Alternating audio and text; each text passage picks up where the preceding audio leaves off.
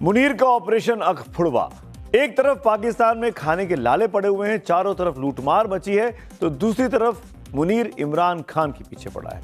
इस बार तो उसने इमरान के खिलाफ सबसे खौफनाक साजिश का चक्रव्यूह तैयार किया है।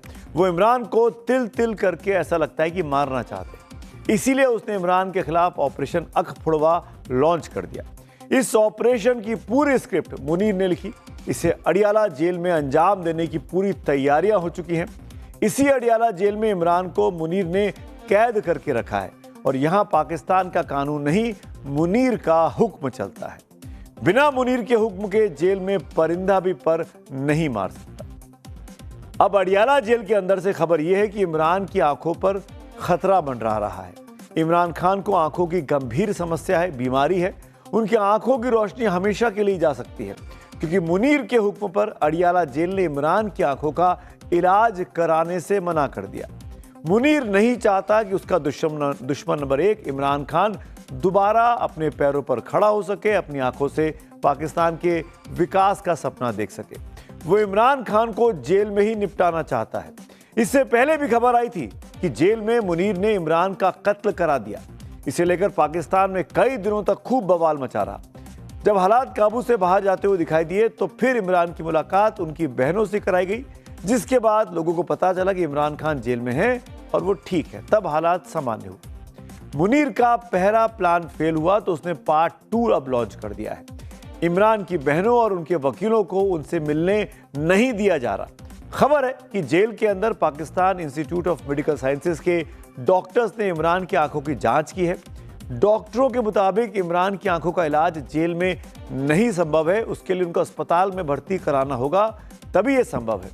बावजूद इसके इमरान को अस्पताल में शिफ्ट नहीं कराया जा रहा है, उनको जेल में ही रखा गया है। इमरान खान की इस खबर को लेकर पाकिस्तान में बवाल मच गया है। इंटरनेशनल मीडिया में हेडलाइंस बनी हुई हैं, लेकिन फील्ड मार्शल मुनीर और उनके पीएम शहबाज शरीफ चुप हैं। हालांकि सब मानते हैं कि पावरफुल असली तो मुनीर ही है, शहबाज तो मात्र कठपुतली है।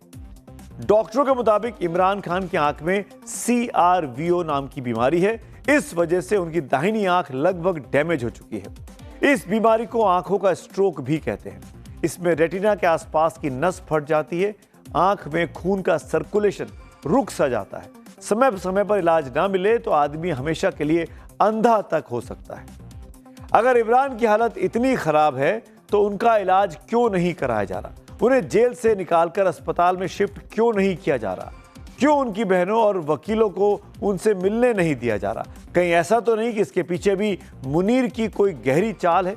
इमरान की बहनों की माने तो इमरान की आंखों में कोई तकलीफ नहीं है। दरअसल उनकी बहनें लगातार उनसे मिलती रहती हैं। अगर इमरान की आंखों में कोई प्रॉब्लम होती तो वो जरूर बहनों को बताते। ऐसे में सवाल ये कि अगर इमरान खान ठीक है तो फिर ये अफवाह पाकिस्तान में कौन फैला रहा है और अफवाह फैलाकर कौन अपनी प्रभुत्व को दिखाना चाहता है? एक कहावत है, शायद आपने भी सुनी होगी, कि झूठ ऐसा बोलो, बार बार बोलो कि वो सच लगने लगे।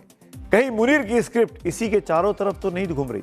क्या जेल में बंद इमरान खान के साथ कोई अनहोनी हो चुकी है? क्या मुनीर वो काम कर चुका है जिसकी भनक अब तक दुनिया को नहीं लगी है? क्या यही वजह है कि मुनीर अब आंखें खराब होने की अफवाह फैला रहा है? वो पूरा सिस्टम जो मुनीर के इशारों पर नाचता है, वो जानबूझकर इस तरह के रूमर्स को बढ़ावा दे रहा है। इस बात पर शक इसलिए भी गहरा रहा है क्योंकि पिछले कई दिनों से जेल प्रशासन इमरान की बहनों को उनसे नहीं मिलवा रहा।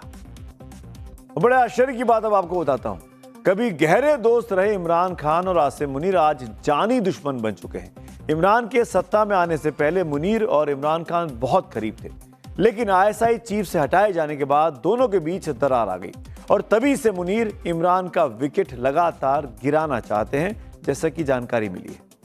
और पाकिस्तान के इस अपडेट के बाद अब चलते हैं आज की अगली कहानी की ओर, और ये स्टोरी भी बहुत जरूरी है। महाराष्ट्र की राजनीति के दादा यानी अजीत पवार आज पंचतत्व में विलीन हो गए। बारामती में हजारों हजार कार्यकर्ताओं, प्रशंसकों, मित्रों और परिजनों के बीच उनका अंतिम संस्कार संपन्न हुआ।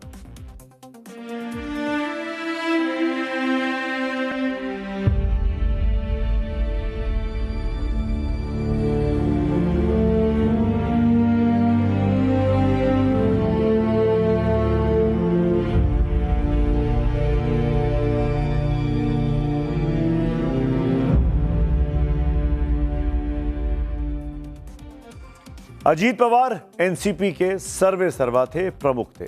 इसीलिए सबसे बड़ा सवाल यही है कि अब पार्टी की बागडोर किसके हाथों में होगी। एनसीपी के खेमे से कोई उप मुख्यमंत्री बनेगा क्या फडणवीस सरकार में, और बनेगा तो कौन बनेगा? क्या वो अजीत पवार की पत्नी जो सांसद है राज्यसभा की सुनेत्रा पवार वो होंगी, या उनके बेटे पार्थ या जय में से कोई एक होगा, या पार्टी के यानी एनसीपी के किसी और सीनियर नेता को उप मुख्यमंत्री महाराष्ट्र की सरकार में बनाया जाएगा? इन सवालों के जवाब पर आने से पहले उन सवालों का जवाब जरूरी है, वो हादसा हुआ कैसे जिसने महाराष्ट्र की राजनीति में एक नया शून्य पैदा कर दिया है। अब इस बात की जांच होगी कि उस वक्त मौसम की स्थिति क्या थी जब ये विमान हादसा हुआ। क्या विजिबिलिटी बिल्कुल थी या नहीं थी, या मार्जिनल विजिबिलिटी थी? क्या 5 किलोमीटर विजिबिलिटी वाले क्राइटेरिया को फॉलो नहीं किया गया और महज 3 किलोमीटर विजिबिलिटी में ही प्लेन उतारने की कोशिश की गई? आखिर पायलट की कोशिशों में कहां कमी रह गई जो पहली बार असफल लैंडिंग के बाद दूसरी लैंडिंग हुई भी तो विमान क्रैश हो गया? क्या विमान के मेंटेनेंस या उसके इंस्ट्रूमेंट्स को लेकर तो कोई तकनीकी खामी नहीं आई थी? इस बात की भी जांच होगी कि बारामती एयरपोर्ट पर table top runway, instrumental landing system यानी आईएलएस जैसी सुविधाएं क्यों नहीं है।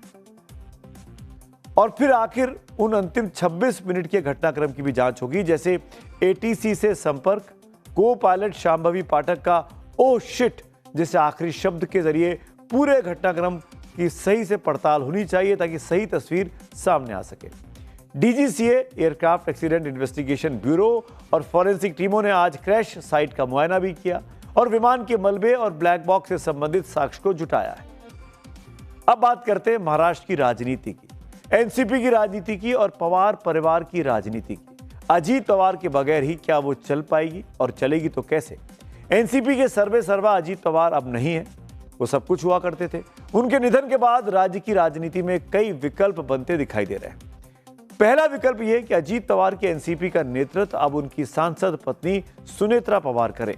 एनसीपी का एक खेमा ऐसा चाहता भी है कि सुनेत्रा पवार पार्टी की बागडोर संभाल ले। दूसरा विकल्प यह है कि सुनेत्रा पवार दिल्ली की राजनीति करती रहें क्योंकि वो सांसद है, और बारामती सीट से अजीत पवार के बेटे पार्थ चुनाव लड़े। वो पहले भी एक बार लड़ चुके हैं, तब चुनाव हार गए थे। इस बार हमदर्दी का वोट उनको मिल सकता है, चुनाव जीत सकते हैं, और वैसे में पार्थ पवार को डिप्टी सीएम तक बनाया जा सकता है। तीसरा विकल्प यह कि अजीत पवार और शरद पवार की एनसीपी एक हो जाए, शरद पवार फिर से एनसीपी की कमान अपने हाथ पे ले लें, या फिर पार्टी का नेतृत्व सुप्रिया सुले संभाले। दोनों परिवारों ने हाल ही में अपने गढ़ पुणे और पिंपरी चिंचवाड़ में नगर निगम के चुनाव एक साथ मिलकर लड़े थे, तभी ये अटकलें भी थी कि दोनों एनसीपी एक होने वाली है। और चौथा विकल्प है कि अजीत पवार की पार्टी के नेता या सांसद अपनी अपनी सुविधा के हिसाब से अलग अलग दलों में जाकर विलय कर लें या उसका हिस्सा बन जाएं, जिसमें ज्यादा चांसेस है कि बीजेपी का फायदा हो सकता है। एक तो लोग मान रहे हैं क्या दोनों धड़े अब इकट्ठे हो जाएंगे? क्या शरद पवार, हालांकि उनकी तबीयत ठीक नहीं है, ठीक से बोल भी नहीं पा रहे हैं और बहुत ही मतलब दिखे आज, तो बहुत दुख भी लगा ऐसी खबर उनको मिली, क्योंकि उन्होंने अजीत पवार को ग्रूम किया था। तो और बाद में डिफरेंसेस हुए और उन्होंने 2023 में पार्टी अलग हो गई, ये तो सब हम जानते हैं। तो क्या शरद पवार ऐसी पहल कर सकते हैं? लेकिन ये भी एक मानने की चीज है कि अगर वो यूनाइटेड एनसीपी एनडीए के साथ जाने का निर्णय करती है तो शायद वो इकट्ठी रह सकती है। अगर वो नहीं करती है तो 80-90% अजीत पवार के एमएलए बीजेपी के साथ जाना चाहेंगे।